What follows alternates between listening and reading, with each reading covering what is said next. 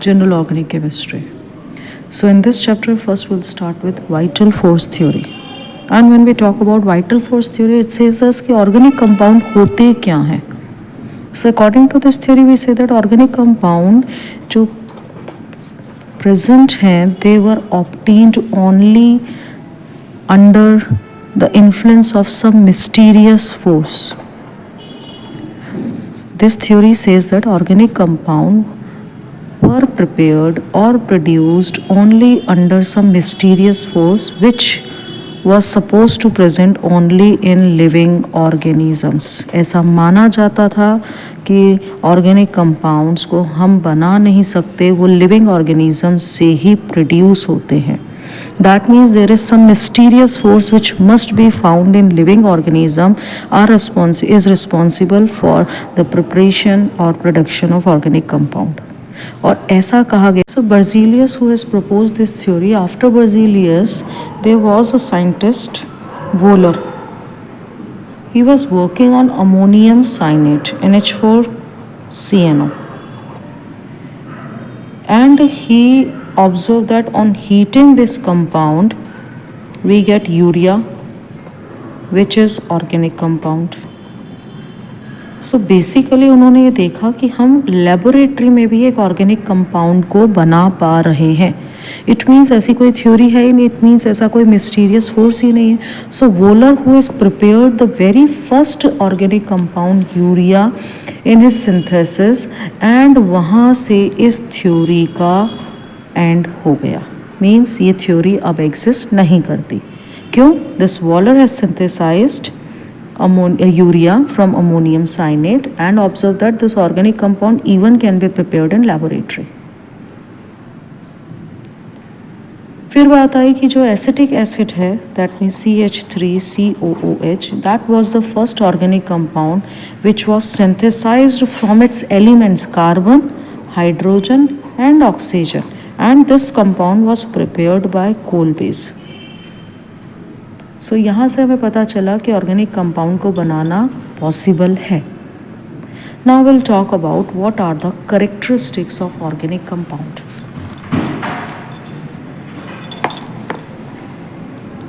So when we talk about organic compound, we observe that the first thing is they are covalently bonded. Means इनमें covalent bond present होता है.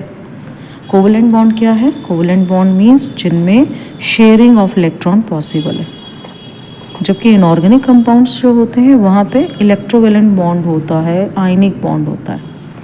Second thing is they are mostly non polar. क्यों? क्योंकि इनके अंदर sharing of electron है, कहीं polarity poles develop नहीं है. So being non polar, organic compounds are insoluble in water. Because water is polar solvent and these compounds are non-polar. Next property is when they react, they show molecular reactions because actually it's molecules which react, which participate in reaction. Whereas in the case of ionic compounds, ions participate. So ionic reactions easy होती हैं because they involve only the exchange of ions. But since they involve molecules and thus the reactions are very slow. So first thing is the reaction is molecular in nature, and second is they show slow reactions. Not so easy to carry out such reactions, it takes time. So these are some important characteristics of organic compound. Then we talk about there are certain cyclic compounds. Cyclic means जो ring में present होते हैं. Cyclic compound means the compounds which are present in the form of ring. ठीक है. अब ये ring में कैसे हो सकते हैं? रिंग में हो सकते हैं if they consist of only one kind of atom, what we call them as homocyclic. If they consist of only one kind of atom, we call them as homocyclic. जैसे हमारे पास ये कंपाउंड है. ठीक है. So all these 3 atoms in this ring is carbon, so we call it as homocyclic. ठीक है. Alicyclic compounds हमारे होते हैं, एलिफेटिक साइक्लिक कंपाउंड्स हमारे ये हैं जिनमें एक ही तरह का कंपाउंड है होमोसाइक्लिक, और जिनमें कुछ और एलिमेंट्स भी जुड़े हुए हैं, we call them as heterocyclic compounds. Heterocyclic means कुछ हेट्रो एटम जुड़ा हुआ है। अब हेट्रो एटम जुड़ने का मतलब क्या हुआ, आपके पास हेट्रो एटम में ऑक्सीजन हो सकता है, नाइट्रोजन हो सकता है, सल्फर हो सकता है, फॉस्फोरस हो सकता है, हेलोजन हो सकता है। So when these compounds are also present in the cyclic we call them as heterocyclic compounds. तो यहाँ हम बात करते हैं जैसे हमारे पास फ्यूरान रिंग है, जैसे हमारे पास पिरोल रिंग है, so it has nitrogen in it. So these compounds which has hetero atom present in it, like sulfur is present, we call it as thiophene. So we call these compounds as heterocyclic. So I hope आपको homocyclic और heterocyclic clear हो गए होंगे. So homocyclic जिसमें एक तरह के atoms हैं, heterocyclic जिसमें different hetero atom भी present होते हैं। क्लास 10th में आप लोगों ने होमोलोगस सीरीज़ के बारे में पढ़ा होगा। So when we talk about homologous series, इसको जरा सा मैं आपको बता देती हूँ। होमोलोगस सीरीज़ का मतलब क्या होता है, जिसमें हमारे पास एक नेक्स्ट जो सब्स्टिट्यूएंट है, यानी नेक्स्ट हमारा जो होमोलोग होगा, उसमें पहली बात they have the same general formula. Like अगर एल्केन है तो CnH2n+2, अल्कोहल होगा, अल्कीन होगा, means they are having the same and a common general formula. उसके बाद क्या, जनरल फार्मूला सेम है, then next homolog differ by CH2 group और 12+2 14 यूनिट्स बाय मास, या तो दे डिफर CH2 और दे डिफर बाय 14 यूनिट। जैसे अगर हम बात करें, सपोज अल्कोहल जुड़ा हुआ है, सो मिथेनॉल एंड इसका नेक्स्ट होमोलॉग हुआ ethanol. So if I ask you what is the difference, I'll say that this belongs to homologous series. They have same general formula and next atom में difference कितना है, एक C और 2 H का। यानी अगर मैं इसमें एक C और बढ़ाऊँ तो C3 हो गया और 2 H बढ़ाऊँ तो H7 हो गया। So it has become the next homolog and they all belongs to the same homologous series. Clear? सो अगर हम बात करें होमोलोगस सीरीज़ की, तो होमोलोगस सीरीज़ आप कैसे डिफाइन करेंगे। So first thing is when we talk about homologous series we say that it belongs to a family which is having similar organic compounds. ठीक है, they contain same functional group and their consecutive members differ by CH2 group or by 14 units mass, and preparation for these homologous series would be same because they belongs to same general formula, they have same functional group and thus they show same chemical properties, and if they are having same chemical properties they will be prepared by the same methods. उसके बाद हमारा जो next topic आता है वो आता है हमारा IUPAC nomenclature. So when we talk about IUPAC nomenclature, ये मैं आप लोगों को ऑलरेडी पहले वीडियोस में बता चुकी हूँ।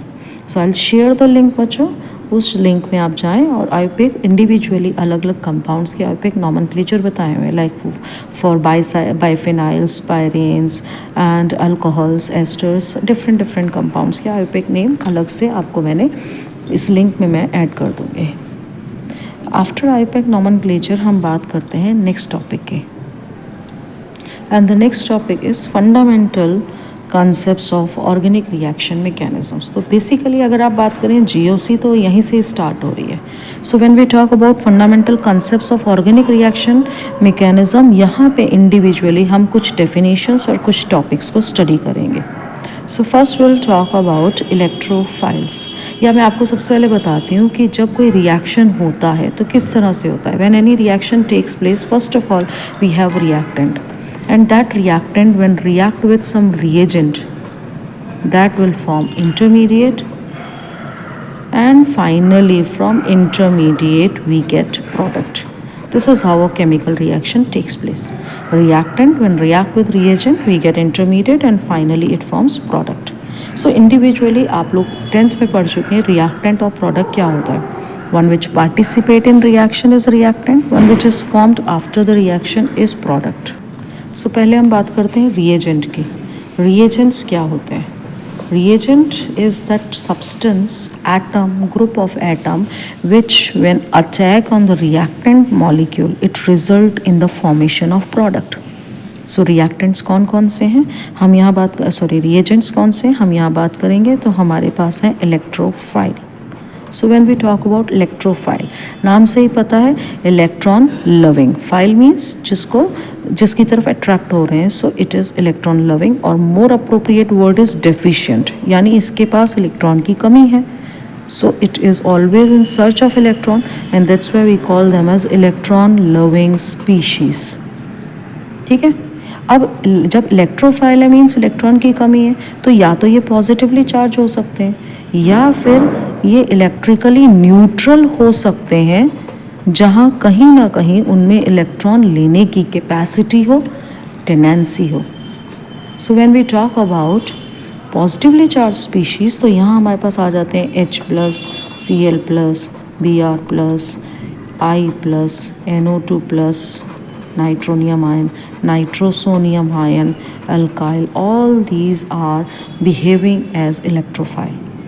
सो यहाँ पॉजिटिवली चार्ज स्पीशीज़ हैं वो इलेक्ट्रोफाइल की तरह बिहेव करती हैं, बट ध्यान रखें कुछ ऐसे इलेक्ट्रोफाइल हैं जैसे H3O+, NH4+, Na+, Ca+2. ये कभी भी इलेक्ट्रोफाइल की तरह बिहेव नहीं करेंगे because they can not accept pair of electrons, क्योंकि इनका ऑक्टेट ऑलरेडी कंप्लीटेड है. सो जब ऑक्टेट कंप्लीट है तो इलेक्ट्रॉन्स नहीं लेंगे, इसलिए they do not behave as electrophile.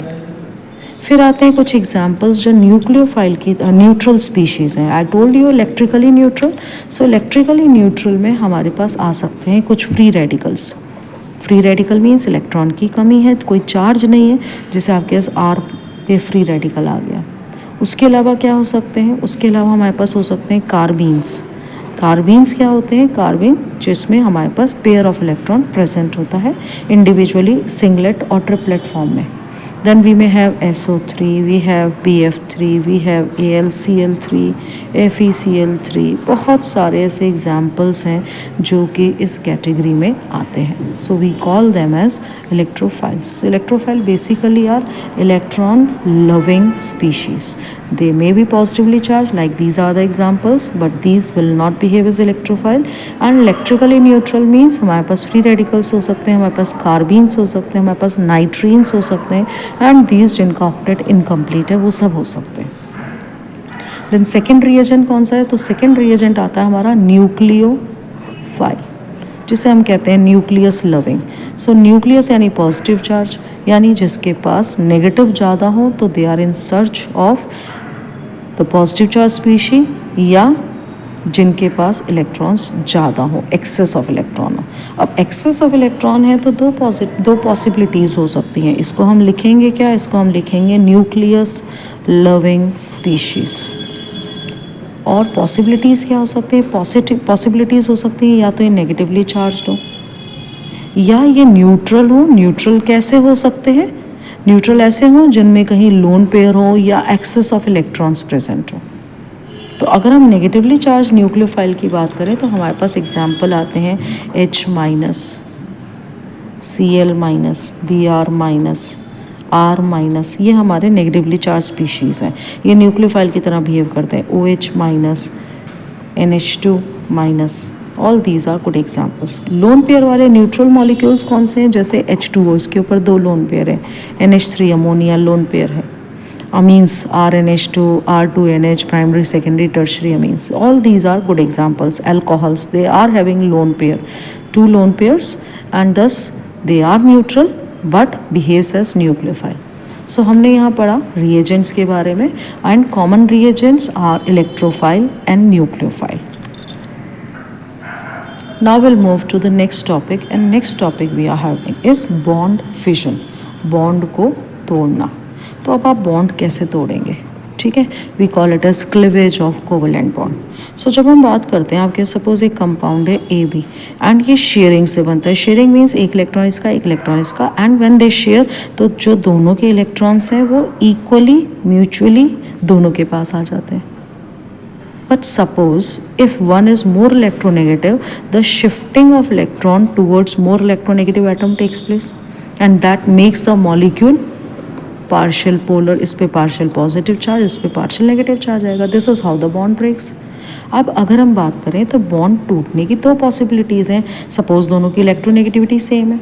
मान लीजिए आपके पास एक कंपाउंड है carbon and bonded with some a atom, तो अभी ये तीन तरह से टूट सकता है बॉन्ड। एक टूट सकता है कि हमारे पास कार्बन पे पॉजिटिव और ए पे नेगेटिव आ जाए। एक हो सकता है कार्बन पे नेगेटिव और ए पे पॉजिटिव आ जाए, डिपेंड्स ऑन इलेक्ट्रोनेगेटिविटी। इस केस में ए की इलेक्ट्रोनेगेटिविटी ज़्यादा है तो दोनों इलेक्ट्रॉन ए के पास आ जाएंगे और इस तरह से बॉन्ड टूट जाएगा। यहाँ पे रिवर्स है, ए की इलेक्ट्रोनेगेटिविटी कम है, C has more electronegativity, so C will take the electron and will break the bond into anion and cation. तीसरी पॉसिबिलिटी है जब दोनों सिमिलर बिहेवियर के हैं तो जो बॉन्ड टूटा दोनों ने अपना अपना इलेक्ट्रॉन वापस ले लिया, इसने इलेक्ट्रॉन ले लिया, इसने इलेक्ट्रॉन ले लिया। सो जब दोनों ने अपना अपना इलेक्ट्रॉन ले लिया तो उस कंडीशन में हमारे पास बना फ्री रेडिकल। अब आप पूछेंगे ये क्या बने, ये तो आपने बताया नहीं। सुनते हैं, ध्यान से सुनो। सो हुआ क्या, यहाँ जो क्लीवेज हुई एक एक इलेक्ट्रॉन दोनों के पास चला गया, मीन्स यूनिफॉर्म डिस्ट्रीब्यूशन हुआ, we call it as homolysis. यहाँ पे क्या हुआ, यहाँ पे किसी एक के पास दोनों इलेक्ट्रॉन्स चले गए और इसलिए चार्ज आ गया। सो अगर कार्बन पे पॉजिटिव चार्ज है we call it as carbocation, और कार्बन पे नेगेटिव चार्ज है we call it as carbanion. Anion stands for negative charge, cation stands for positive charge. So carbon पे positive we call it as carbocation, carbon पे negative we call it as carbanion. अब ये क्योंकि bond uniform distribution नहीं है and thus this fission और this cleavage of bond is known as heterolytic cleavage. क्या कहते हैं इसे, heterolytic cleavage. Reason being is दोनों में इलेक्ट्रॉन डिस्ट्रीब्यूशन डिफरेंट है। सो यहाँ जो बॉन्ड टूटता है, ये जो बॉन्ड टूट रहा है इसके दो पॉसिबिलिटीज़ हैं, होमोलिसिस यूनिफॉर्म डिस्ट्रीब्यूशन, एक इसके पास गया एक इसके पास, हेट्रोलिसिस दोनों में से किसी एक के पास दोनों इलेक्ट्रॉन चले गए। Heterolysis non uniform distribution of electron. ठीक है, अब यहाँ से इस बॉन्ड क्लीवेज से हमारा अब मैकेनिज्म वाला पार्ट स्टार्ट होता है जिसे हम कहते हैं डिस्प्लेसमेंट ऑफ इलेक्ट्रॉन और various type of effects. Displacement of electron, और बच्चों ध्यान रखिए पूरी ऑर्गेनिक केमिस्ट्री इन इफेक्ट्स पे बेस्ड है। This is one of the very important topic, तो इसको हम पढ़ेंगे। And let us start with the first effect that is inductive effect. वैसे तो हम इनको दो पार्ट्स में डिवाइड करते हैं, permanent effect and temporary effect, but क्योंकि आपके एनसीईआरटी में इंडिविजुअल इफेक्ट्स को दिया हुआ है तो हम बात करेंगे। So inductive effect is a type of permanent effect. ये एक परमानेंट इफेक्ट की तरह बिहेव करता है। परमानेंट इफेक्ट का मतलब क्या होता है, परमानेंट इफेक्ट का मतलब है हमेशा काम करेगा, इट ऑलवेज ऑपरेट, हमेशा काम करेगा। Permanent effect always operate. अब कैसे होता है, कुछ पॉइंट्स ध्यान रखें पहले तो, फिर समझाती हूँ। First thing is it always operate through sigma bond. Second thing is इसमें पार्शियल चार्जेस डेवलप हो जाते हैं, पार्शियल चार्जेस डेवलप होते हैं। Third, after third carbon atom इसका इफेक्ट नेग्लेक्ट हो चुका होता है। The effect has been neglected after third carbon atom. It means it is distance dependent effect, it is distance dependent effect. So first हमने बात की inductive effect, it is a permanent effect. What does it mean, it means कि हमेशा काम करेगा, it always operate. क्या होता है ये, इट वर्क्स और it operates through sigma bond, means saturated system में ही काम करेगा। सेकेंड, पार्शियल चार्जेस डेवलप होते हैं। And the third point is it becomes neglected after third carbon atom, means observed only up to 3 carbon atom. It means it is distance dependent effect. होता क्या है हम बात करते हैं। सो सपोज हमने लिया एक मॉलिक्यूल CH3 और हमें मालूम है ये जो मॉलिक्यूल है ये पोलर है, ठीक है।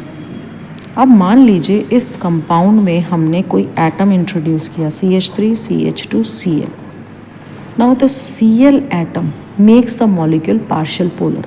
कैसे किया मॉलिक्यूल को पोलर, सो हम बात करते हैं जैसे क्लोरीन की इलेक्ट्रोनेगेटिविटी कार्बन से ज़्यादा है, so tries to take electron towards its side. जैसे इसने इलेक्ट्रॉन अपनी तरफ लिए इस पर पार्शियल नेगेटिव और इस पर पार्शियल पॉजिटिव आया। So as soon as it starts taking electron towards its side, it becomes partial negative, it becomes partial positive, and we call the bond as polar. अब इसमें polarity develop हो गई, though it is covalent bond, but it has developed polarity. Means electron का transfer शुरू हो गया, not complete transfer, partial transfer, which results in formation of partial charges. उससे क्या हुआ, उससे ये हुआ कि इसकी इलेक्ट्रोनेगेटिविटी बढ़ गई क्योंकि अब इसके पास इलेक्ट्रॉन कम है. So it tries to take electron from the next carbon atom. Now it takes electron but with a weaker force as compare to chlorine. तो इसके ऊपर जो चार्जेस आए उससे वीक चार्ज इसके ऊपर आए. सो इस तरह से ये एक इफ़ेक्ट या एक डिस्प्लेसमेंट शुरू हो गया. ये डिस्प्लेसमेंट जो शुरू हुआ, अगर मैं इसे डेल्टा 1 और इसे डेल्टा 2 लिखूं, so delta 1 is greater than delta 2 in terms of electronegativity, partial positive charges. So ये जो डिस्प्लेसमेंट है, यही डिस्प्लेसमेंट हमारा इंडक्टिव इफ़ेक्ट कहलाता है. This displacement is known as inductive effect. तो इसको आगे हम कंटिन्यू करते हैं. सो इसमें दो तरह होते हैं. इंडक्टिव इफेक्ट जो है, it has two types. Type 1 we call it as plus I effect and type 2 we call as minus I effect. So plus I effect क्या होता है? प्लस आई इफेक्ट होता है इलेक्ट्रॉन डोनेटिंग ग्रुप जब कुछ जुड़ा हो, मीन्स इलेक्ट्रॉन का जो डिस्प्लेसमेंट है that would be towards carbon chain. Displacement of electron is towards carbon chain, means आपके पास ये कार्बन चेन है और यहाँ पे आपने एक ऐसा ग्रुप जोड़ दिया जिसकी इलेक्ट्रोनेगेटिविटी कार्बन से कम है. G has less electronegativity than carbon. What will happen? Carbon now takes the electron from G. Carbon start taking electron, making this G partial positive becomes partial negative. And now at this time this carbon becomes more electronegative क्योंकि electron rich हो गया. So in that case it tries to take electron from this carbon and this delta 1 and delta 2. अगर हम बात करें तो electronegativity change हो रही है. अब इसकी और इसकी इलेक्ट्रोनेगेटिविटी डिफरेंट है. This has more electronegativity and thus it tries to attract electron with a weaker force as compare to this one. And now the electronegativity has been observe till 3 carbon atom. अगर यहाँ पे एक और carbon है तो ये इतना week impact होता है डिस्प्लेसमेंट का बियॉन्ड 3 कि हम इसे नेग्लिजिबल मानते हैं. So it has been observe up to 3 carbon atom. So first thing is when we talk about plus I, it is observe for electron donating group, यानी ये ऐसा ग्रुप है जो डोनेट कर रहा है, इलेक्ट्रॉन दे रहा है. Can you see the electrons are moving away from this group and towards the carbon chain. So this is plus I effect. अब प्लस आई इफेक्ट में अगर हम ऑर्डर की बात करें तो हमारे पास कौन से ग्रुप आते हैं जिनमें माइनस चार्ज है? सबसे ज़्यादा CH2, फिर आया NH, फिर आया O माइनस, फिर COO माइनस. उसके अलावा कौन से ग्रुप हैं? Tertiary alkyls, secondary alkyl, primary alkyl. और अगर आपके पास हाइड्रोजन है तो उनके आइसोटोप्स का ऑर्डर ये. So these are the compounds which exhibit or shows plus I effect, means they all are electron donating and makes the displacement of electron towards carbon chain. Now let us move to minus I effect. Minus I effect, as I told you just now, suppose कोई group ऐसा जुड़ा हुआ है जिसमें electron लेने की capacity है, means जिसमें इलेक्ट्रॉन डेंसिटी, इलेक्ट्रोनेगेटिविटी कार्बन से ज़्यादा है. So we call such groups as electron withdrawing group. Electron withdrawing है, so once it is accepting electron becomes partial negative and this becomes partial positive. So at the same time it attracts electron from this second carbon atom and but with a weaker force, and it attracts electron from the third carbon atom but much weaker force, and beyond 3 again it is not been observed. So यहाँ पे हम देख रहे हैं कि carbon पर positive charge आ रहा है, यहाँ हम देख रहे हैं कार्बन पर नेगेटिव चार्ज आ रहा है. ध्यान से सुनिएगा, प्लस आ रहा है माइनस आई में, माइनस आ रहा है प्लस आई में, ये ध्यान रखिएगा. ठीक है. और हमारा जो ग्रुप है वो आप देखें, वो इलेक्ट्रॉन विड्रॉइंग है, means it withdraws the electron, means जो डिस्प्लेसमेंट हो रहा है, इलेक्ट्रॉन का जो डिस्प्लेसमेंट हो रहा है that is away from carbon chain. See the difference? Electrons are displacing or moving towards carbon chain, plus I, away from carbon chain, minus I. ठीक है. अब माइनस आई के एग्जाम्पल्स कौन से? माइनस आई में बहुत सारे एग्जाम्पल्स हैं, इसलिए मुझे एक अलग से लाइन लिखनी पड़ेगी along with their power. So when we talk about minus I, हमारे पास हैं प्लस वाले जितने कंपाउंड्स हैं और उनमें भी इफेक्ट आ गया NF3, NR3, SR2, NH3, NO2, SO3H, NH4 plus charge ले रहे हैं, SO3H, CN, then CHO, then COOH, then fluorine, chlorine, bromine, iodine, then OR, OH. ध्यान रखिएगा OR, OH बहुत इंपॉर्टेंट है. Then we are having alkene, alkyne amines, benzene. So this is how we can arrange this minus I effect. They all are showing minus I. ध्यान रखिएगा minus आई plus वाले compound show करते हैं. ये जो NH4 plus है, ध्यान रखिए NH3 प्लस एक बॉन्ड कार्बन से जुड़ा होगा जिसमें डिस्प्लेसमेंट होगा. So it is NH3 plus और with one bond bonded with it. ठीक है. So this is how it takes place. So these are the various order for minus I effect group. अब बात आती है ये जो इंडक्टिव इफेक्ट है काम क्या आता है. सो कुछ एग्जांपल्स देते हैं क्योंकि वन शॉट है. सेपरेटली इंडिविजुअली मैंने डिटेल में बताया हुआ है एसिड स्ट्रेंथ को कंपेयर करने के लिए. एसिड स्ट्रेंथ किसी एसिड या अल्कोहल की, ध्यान रखिएगा. सो मान लीजिए कि आपके पास COOH ग्रुप है और यहाँ पे CH3 जुड़ा हुआ है और यहाँ पे COOH है और यहाँ पे CH2F जुड़ा हुआ है. ये हमारा रेफरेंस है. इसका हम इंडक्टिव इफेक्ट नहीं देखेंगे. इसके रिस्पेक्ट में जो ग्रुप जुड़ा हुआ है will check the inductive effect of that compound. So first thing is acid कब अच्छा होगा, जब ये बॉन्ड वीक होगा. जितना ईजिली H निकल जाएगा उतना अच्छा एसिड. ठीक है. So one loses its H ion easily is a stronger acid. सो यहाँ हमारे पास दो ग्रुप दिख रहे हैं, एक plus I and other is minus I. So when we talk about plus I क्या होगा, displacement towards carbon chain. Means when we talk about plus I effect that makes this OH bond stronger, यानी इसको तोड़ना मुश्किल हो गया. And when we talk about minus I effect that makes this OH bond weaker. और bond जितनी जल्दी टूटेगा H उतनी जल्दी निकलेगा. And thus I can say that minus I is directly proportional to acidic strength and plus I is inversely proportional to acidic strength. So this is how the reaction takes place. Similarly, when you compare the stability of intermediates, so when we talk about carbocation and free radical, because both are electron deficient species, सो अगर इनको कहीं से electrons मिल जाएं तो इनकी stability बढ़ जाएगी. So stability of this carbocation and free radical is directly proportional to plus I but inversely proportional to minus I. यानी प्लस आई वाला कोई ग्रुप जुड़ रहा है तो इनकी स्टेबिलिटी बढ़ेगी एंड माइनस आई वाला कोई ग्रुप जुड़ रहा है तो स्टेबिलिटी कम होगी. And the same reverse is for carb anion, because carb anion अगर अनस्टेबल है तो नेगेटिव चार्ज से है तो इसका रिवर्स हो जाएगा, माइनस आई के directly proportional and plus I के inversely proportional. So this is how we can compare the stability of carbocation free radical which are electron deficient in terms of inductive effect and stability of carbanion which are electron rich and thus can be compared the stability using inductive effect. Now let us move to another type of effect, that is hyperconjugation. This is second effect, hyperconjugation. So when we talk about hyperconjugation, first thing is again it is permanent effect. It is permanent effect. So hyperconjugation कहाँ कहाँ apply होता है, तो first thing it applicable to carbocation, free radical and alkenes, यहाँ पे applicable होता है.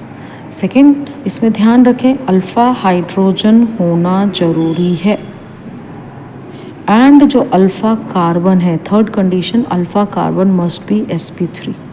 तो ये कंडीशंस अगर हम ध्यान रखेंगे तो हाइपरकॉन्जुगेशन को आइडेंटिफाई करना ईजी हो जाएगा. Now what basically hyperconjugation is? So hyperconjugation is sigma और pi bond का conjugation. Conjugation is basically the delocalization of electron. Sigma और पाई बॉन्ड आपस में ओवरलैप होते हैं, दैट रिजल्ट्स इन कॉन्जुगेशन। कहाँ कहाँ ऑब्जर्व होता है? इन कंडीशंस में।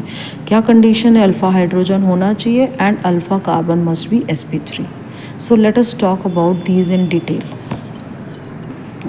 So suppose when we talk about a compound which has a positive charge and it is bonded with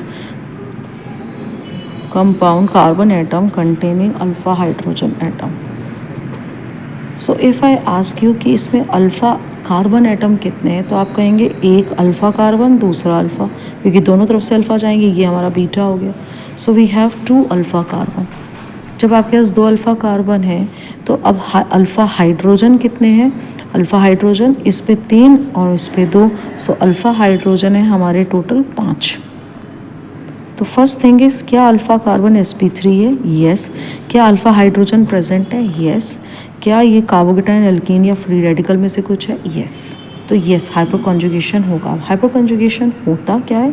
hyper conjugation में ये हमारा जो अल्फ़ा हाइड्रोजन का सिग्मा बॉन्ड है वो कॉन्जुगेट करता है। किसके साथ करता है? लेट अस सी कि आपके पास यहाँ पे CH H है और यहाँ आपके पास CH2 प्लस है, दिस वन CH2 प्लस। ठीक है, अब हम पहले इसकी बात करते हैं। सो अगर हम देखें तो ये जो पॉजिटिव चार्ज है, इलेक्ट्रॉन डेफिशिएंट है, तो इसका सिग्मा बॉन्ड यहाँ पे आके इस कार्बन को एडिशनल स्टेबिलिटी दे देता है। अब जैसे additional stability the and this hydrogen has given it's electron, there is no bond observed between the two and we call this phenomena as no bond resonance also. And now this positive charge comes on this hydrogen atom. Similarly, a time occurs when this hydrogen and another hydrogen atom also show the same type of conjugation. सो जितने alpha hydrogen है उतना conjugation होता जाएगा and this is how, जितने ज़्यादा conjugation उतने ज़्यादा resonating structures और जितने ज़्यादा रेजोनेटिंग स्ट्रक्चर्स उतनी ज़्यादा स्टेबिलिटी। So I can write number of hyperconjugative structure is directly proportional to stability. And how do we calculate? It is based on number of alpha hydrogen atom. तो simple words में हम कह सकते हैं जितने अल्फा हाइड्रोजन उतनी ज़्यादा stability होगी। Clear? So one question I will give you जिसका आंसर आप मुझे कमेंट में लिख के देंगे। Question number 1 in this video is कि आपके पास एक कंपाउंड है ये जिसपे यहाँ पे पॉजिटिव चार्ज है, एक कंपाउंड है ये जहाँ यहाँ पॉजिटिव चार्ज है and another compound is this one where we are having this positive charge. So आपको बताना है इनका स्टेबिलिटी ऑर्डर और आपको इंडिविजुअली बताना है कि किस में कितने अल्फ़ा हाइड्रोजन प्रेजेंट होंगे, अपना नाम लिख के। ठीक है, now let us take the case of alkenes. So suppose आपके पास एल्कीन है, ठीक है, एंड ये कंपाउंड है, यहाँ पे एक CH3 जुड़ा हुआ है। So if I ask you क्या इसमें अल्फ़ा कार्बन है, इसके रिस्पेक्ट में जितने जुड़े हुए कार्बन होंगे अल्फ़ा होंगे। Yes, it has alpha carbon definitely. क्या ये sp3 है? बिल्कुल sp3 है। क्या इस पे हाइड्रोजन है, अल्फ़ा हाइड्रोजन प्रेजेंट है? येस। कितने हैं? So it has 3 alpha hydrogen CH3। So yes, again it shows hyperconjugative structures. So जितने अल्फ़ा हाइड्रोजन उतने hyperconjugative structures and thus यहाँ पे हाइपर कॉन्जुगेटिव स्ट्रक्चर्स कितने बन रहे हैं? 3। Clear? Let us take the example of free radical. In free radical what happens? So free radical में हमें देखना है कि suppose आपके पास ये कंपाउंड है जिसमें यहाँ फ्री रेडिकल है। So first thing is, first condition क्या अल्फ़ा कार्बन है? Yes. क्या ये sp3 है? Yes. कैसे पता लगाते हैं sp3? There is no pi bond है ना, all 4 sigma bonds are there. Then क्या अल्फ़ा हाइड्रोजन है? Yes. कितने हैं? There are 3। So now again free radical shows this hyper conjugation.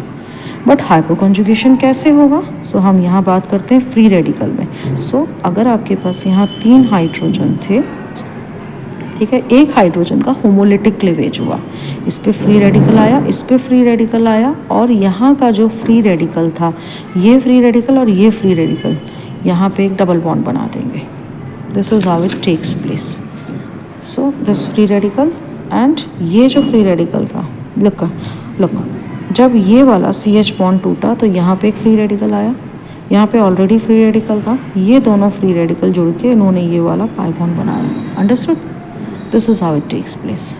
So this is how the homolytic cleavage or fission takes place, results in the formation of hyperconjugative structure. So again if I ask you hyperconjugation कितने, जितने alpha hydrogen है, so number of hyperconjugative structures are 3 here in this case.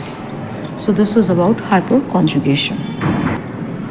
So now when we talk about what are the applications of hyperconjugation, so first thing is again stability हमें पता चलती है. किस किस की? कार्बोकेटाइन की, free radical की, alkene की. We come to know about the stability. कैसे? Number of hyperconjugative structures is proportional to stability as I told you just now. और क्या पता लगा सकते हैं? और हम पता लगा सकते हैं बॉन्ड लेंथ. बॉन्ड लेंथ को कंपेयर कैसे करें? सो जैसे आपके पास अल्कीन्स है, अल्कीन्स में अगर हाइपर कॉन्जुगेशन आ रहा है, हाइपर कॉन्जुगेशन आ रहा है जैसा अभी हमने यहाँ पे पढ़ा था, ये हाइपर कॉन्जुगेशन आ रहा है मीन्स जो डबल बॉन्ड था वो पार्शियल डबल लेगा और जो सिंगल बॉन्ड था वो भी पार्शियल डबल बॉन्ड करेक्टर लेगा. मीन्स सिंगल बॉन्ड डबल की तरफ जाएगा और डबल सिंगल की तरफ जा रहा है, मीन्स डबल बॉन्ड की बॉन्ड लेंथ बढ़ेगी और सिंगल बॉन्ड की बॉन्ड लेंथ कम होगी. ओवरऑल हम बात करें तो दोनों की सेम बॉन्ड लेंथ होगी जैसा हम रेजोनेंस में पढ़ते हैं. तो जैसे सपोज आपके पास एक कंपाउंड है CH CH double bond CH, ठीक है. और अब आपके पास ये 3 कार्बन एटम्स हैं.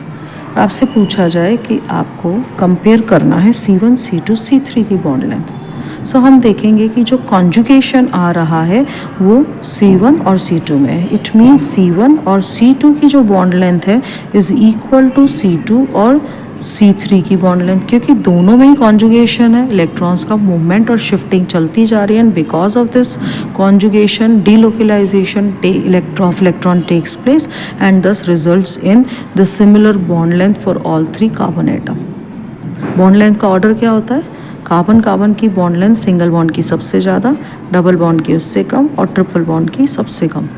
बट हियर सिंस यहाँ जो डबल बॉन्ड था ये यहाँ शिफ्ट हो जाएगा, पार्शियल डबल बॉन्ड करेक्टर ले लेगा ड्यू टू कॉन्जुगेशन एंड दस will be having the same bond length for this compound.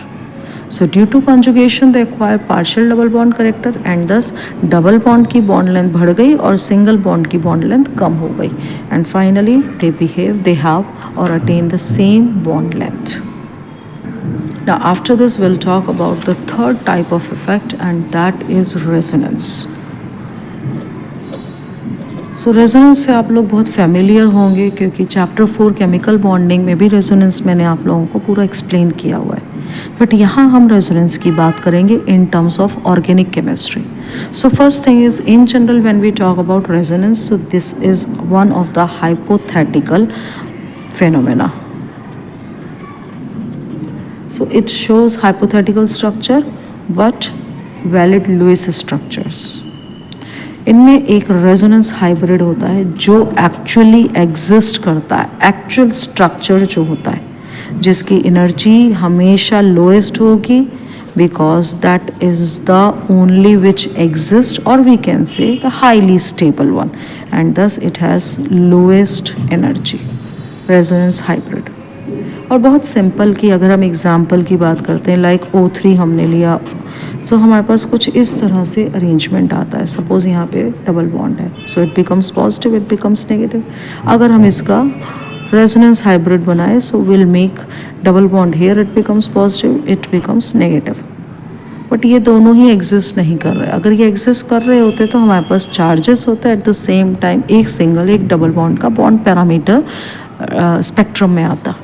But spectral studies shows that all these two bonds are having same bond length, means actually it acquires partial double bond character in both bonds and thus both are having the same bond length. तो charges क्या आएंगे, एक बार इस oxygen पे minus, एक बार इस oxygen पे minus है तो माइनस पार्शियल चार्जेस आ गए and plus charge on this oxygen. So this is how it takes place. So this is how the resonance hybrid can be drawn which actually exists and these are only the hypothetical structures. Conditions क्या होनी चाहिए while drawing the resonating structures? जब हम resonating structures को draw करें तो condition क्या होनी चाहिए? सो पहली कंडीशन है all the atoms must be in same plane. Atoms जो हैं they should be in same plane, ठीक है। कॉन्जुगेशन होना चाहिए, दूसरी चीज़ इनमें कॉन्जुगेशन होना चाहिए। और कॉन्जुगेशन के लिए मैं आप लोगों को बार बार बता चुकी हूँ, आपके पास single bond, double bond, single bond ऐसा होता है। तो यहाँ जहाँ डबल सिंगल डबल चल रहा है वहाँ डबल की जगह लोन पेयर हो सकते हैं, डबल की जगह फ्री रेडिकल हो सकता है, नेगेटिव चार्ज हो सकता है, पॉजिटिव चार्ज हो सकता है, वेकेंट ऑर्बिटल हो सकता है, इनमें से कुछ भी हो सकता है। वेकेंट ऑर्बिटल जहाँ भी होगा ध्यान रखें बैक बॉन्डिंग आ जाएगी। सो ये कॉन्जुगेशन को आइडेंटिफाई करने के लिए सबसे सिंपल तरीका है, हमेशा ध्यान रखें कॉन्जुगेशन वही होगा जहाँ डीलोकेलाइजेशन है। सो ये एक सिर्फ एक तरह से मैं बता सकती हूँ कि लर्न करने का तरीका हो गया, अदरवाइज डीलोकेलाइजेशन पहचानना जरूरी है, ठीक है। बैक बॉन्डिंग का एग्जांपल देती हूँ। मान लीजिए आपके पास एक बी एटम है जिस पे लोन पेयर है and another atom is A which has vacant orbital. So इन दोनों के बीच में ऑलरेडी एक बॉन्ड है but B donates its electron pair to the vacant orbital of A. तो ऑलरेडी जब एक बॉन्ड है और दूसरा बॉन्ड बनता है एंड इन रिवर्स डायरेक्शन बन रहा है तो we call first thing is as pi bond and we call this phenomena is back bonding. So यहाँ पे हमारे पास बैक बॉन्डिंग हो जाती है। कुछ और एग्जांपल बताती हूँ, जैसे आपके पास BH2OH है तो O is having lone pair and B is having vacant orbital. So this O donates its electron and finally structure कुछ ऐसा बन जाता है कि O पे इलेक्ट्रॉन दिया तो पॉजिटिव चार्ज, B ने इलेक्ट्रॉन लिया तो negative charge, and this second bond is pi bond which is form due to back bonding. Second question इस वीडियो का जो आप मुझे कमेंट में लिख के बताएंगे अपने नाम के साथ, आपके पास CH2OH है, ठीक है। किस तरह की बैक बॉन्डिंग इसमें पॉसिबल है एंड कैसे बैक बॉन्डिंग होगी? Now next thing is resonating structures कैसे फाइंड आउट करें, कितने रेजोनेटिंग स्ट्रक्चर्स होंगे। जैसे सपोज आपको मैंने क्वेश्चन दिया कि आपके पास ये एक कंपाउंड है बेंजीन कंटेनिंग और यहाँ पे आपके पास O- है, तो आप देखेंगे इसमें कि क्या इसमें रेजोनेंस पॉसिबल भी है या नहीं, कॉन्जुगेशन है या नहीं, कितना कॉन्जुगेशन है, एंड उसके बाद आप देखेंगे इलेक्ट्रॉन्स की मूवमेंट कहाँ कहाँ हो रही है। That gives you the total number of resonating structures. So try this and if you have any doubt write your query in the comment box. Let's move further how to write the resonating structures and what are the rules to find the stability of various resonating structure. So resonating structure के लिए आपको conjugation ढूंढना जरूरी है and stability find out करने के लिए आपको कुछ rules पता होने चाहिए। That means first thing is सबसे ज़्यादा stable वो होगा जो neutral होगा। Neutral is always the more stable resonating structure than charged one.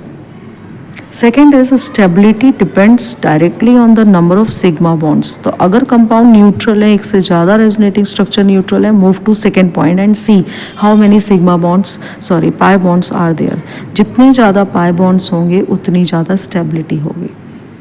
Then third point, अगर यहाँ पे भी सेम आ रहे हैं तो third point negative charge on more electronegative atom should be there and positive charge on more electropositive element should be there. That makes the molecule more stable.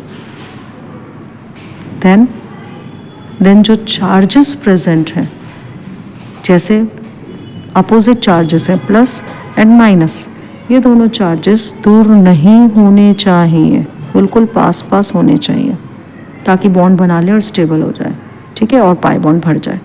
और same charges है plus plus या minus minus, ठीक है, ये maximum distance पे हो, जितने दूर हो उतना ज़्यादा स्टेबल। सो ये हमारे कुछ पॉइंट्स हैं, कुछ रूल्स हैं जो स्टेबिलिटी को बताते हैं, ठीक है। मीन्स हम ये कह सकते हैं like charges on adjacent atom, ठीक है, ये अनस्टेबल होगा, नहीं होने चाहिए। अनलाइक चार्जेस दूर नहीं होने चाहिए, तो अनलाइक पास पास हो, लाइक दूर दूर हो, तो हमारे पास स्टेबिलिटी बढ़ेगी। Now will talk about resonance effect और मेसोमेरिक इफेक्ट। क्या डिफरेंस है दोनों में? Resonance normal conjugation, mesomeric effect extend हो जाता है, कॉन्जुगेशन बढ़ जाए, आपने कोई रिंग एक्सटेंड लगा दी, कॉन्जुगेशन इंक्रीज हो गया, we call it as mesomeric effect. So they are of two types, plus M, minus M. Plus M को आइडेंटिफाई करने के लिए सबसे सिंपल तरीका है, कॉन्जुगेशन के साथ जो ग्रुप जुड़ा हुआ है उस ग्रुप पे लोन पेयर है तो प्लस एम है, और जो ग्रुप जुड़ा हुआ है उस ग्रुप पे अगर पाई बॉन्ड है तो वो माइनस एम है. ध्यान रखिएगा. रेजोनेंस या मेसोमेरिक इफेक्ट के बारे में कुछ पॉइंट्स आपको बताती हूँ मैं. ये हमेशा पाई बॉन्ड पे ही ऑपरेट करेगा. It is operative only to pi bond यानी अनसैचुरेटेड सिस्टम, एंड ये भी परमानेंट इफेक्ट है, डिलोकलाइजेशन चलता रहेगा.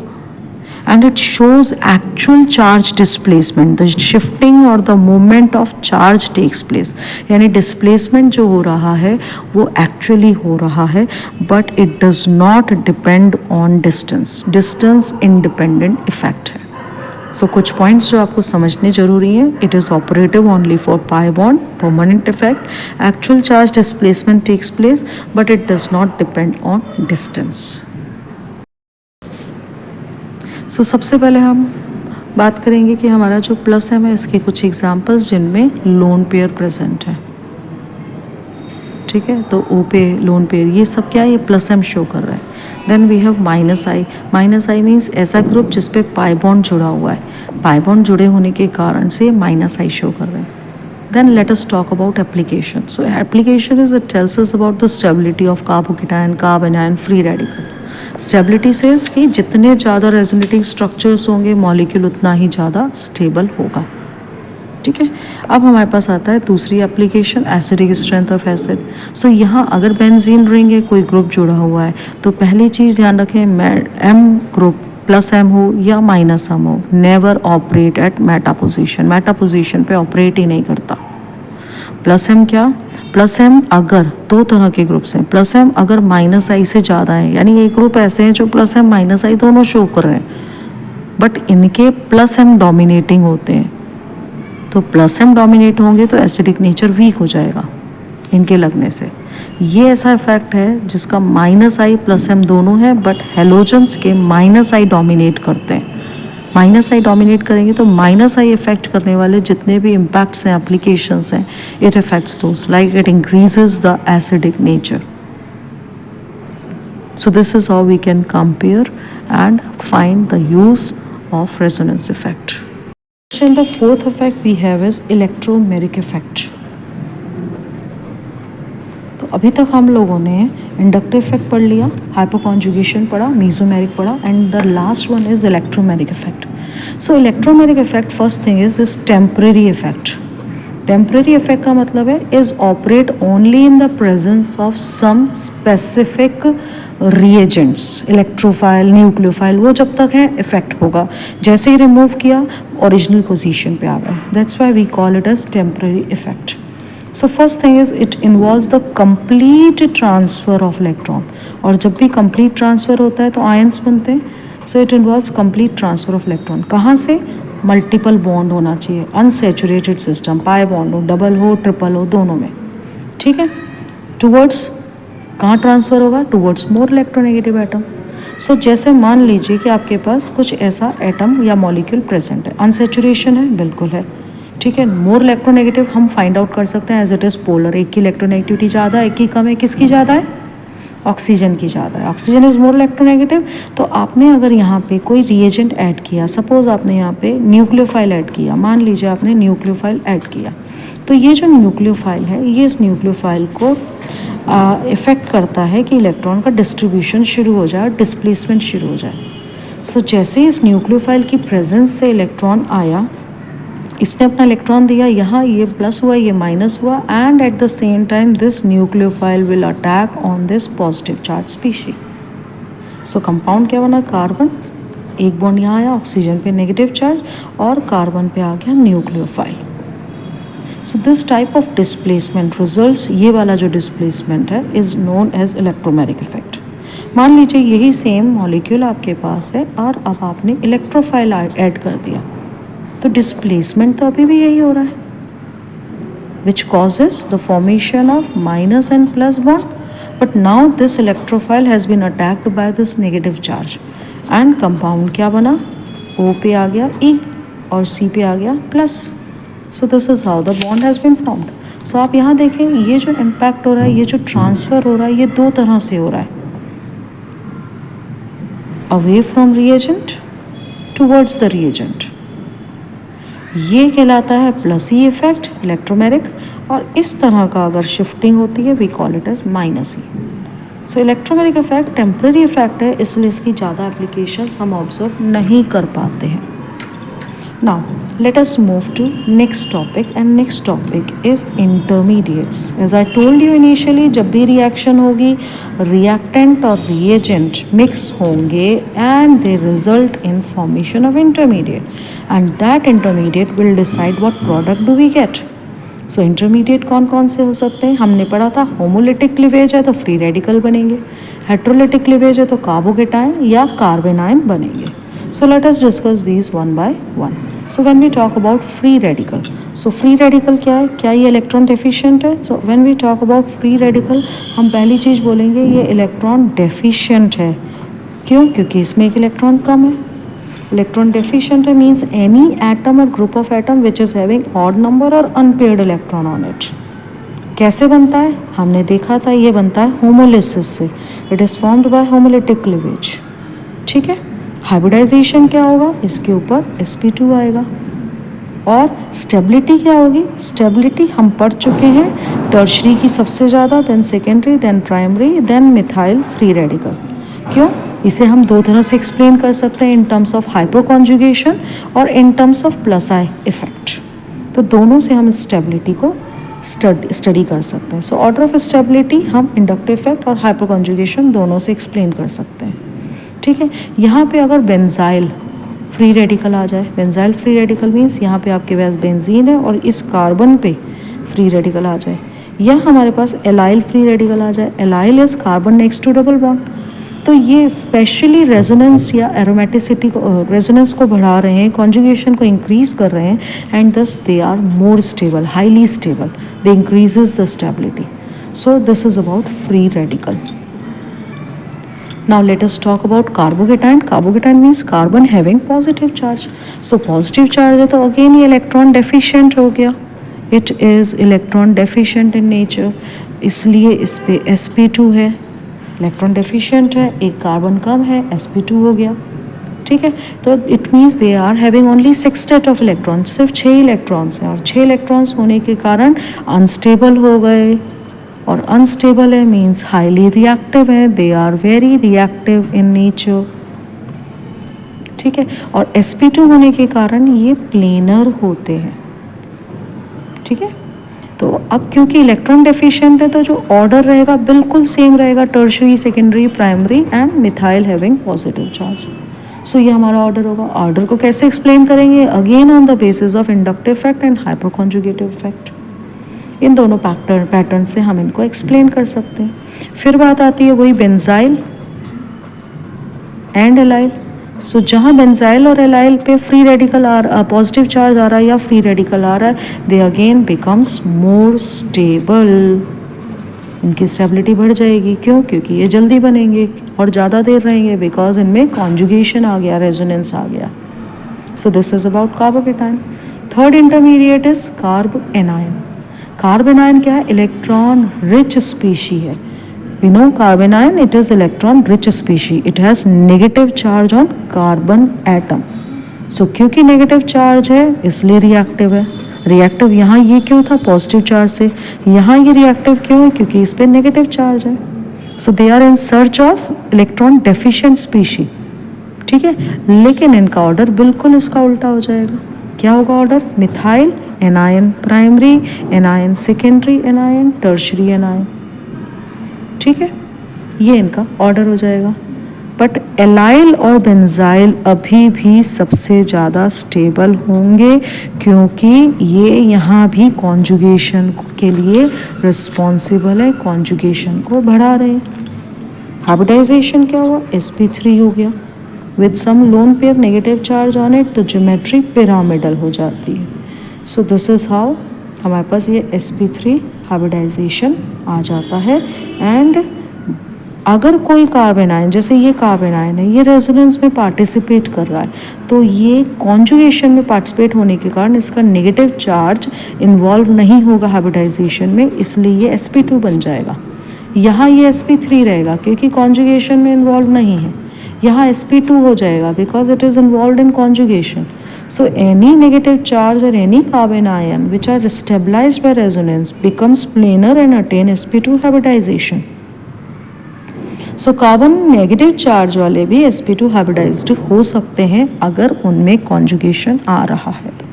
सो this is about intermediate. So main जो GOC है वो मैंने यहाँ तक कवर कर ली वन शॉट में।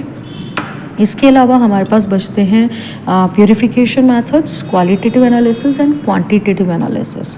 उसके लिए एक अलग से सेपरेट वीडियो मैं अपलोड करूँगी। सो अगर आपको पसंद आया है ये somewhere sometimes if you feel like it is helpful, तो आप प्लीज़ इसे लाइक करें, अपने फ्रेंड्स को शेयर करें एंड प्लीज़ चैनल को सब्सक्राइब करें। Thank you.